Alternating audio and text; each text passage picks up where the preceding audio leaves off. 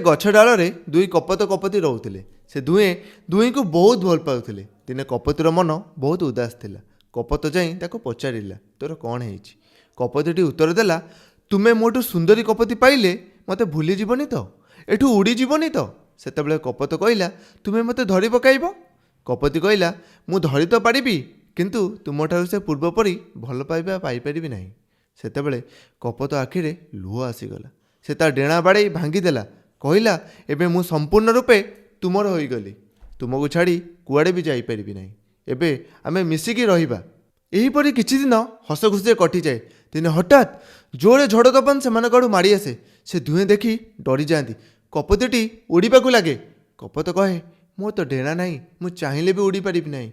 तुमे उड़ी जाओ, निज जीवन बंचाओ। कपति कहे, ठीक अछि, मु जाउची, तुमे तुमर जत्न नब। यह कही कपति उड़ी जाए। किछि समय पर झड़ तोफान थमे। कपति से गछ को फेरे आउ देखे कपत मरी तले पड़ी। आउ से गछ डाले लेखा थिला, जदि तुमे थरे कहि देइथांत मु तुम बिना बंची पारिबी नाही, तुमको छाड़ी कुआडे उड़ी जीवी नाही, ताहाले हुए तो मु से झड़ तोफान आसिया पूर्वरु मरी नथांती। ए कहानी गोटे बहुत बड़ शिक्षा मिले। आउ यह आम समाज अति साधारण भी हो गलानी।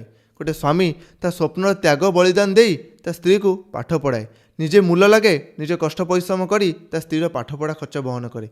जेतेबेले स्त्रीटी सक्सेस हो जाए, से पदवी पहुँची जाए, सेतेबेले से सही लेवुल ही गोटे पिला को देखी बाहा हो जाए। ता सहित अन्यत जीवन यापन करे, ता स्वामी को पचारे नहीं।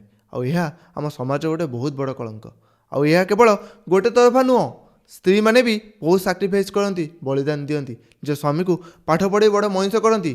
तापरे स्वामी माने भी एमती स्त्री मानक हतादर करती, छाड़ी अन्यत्र विवाह करती।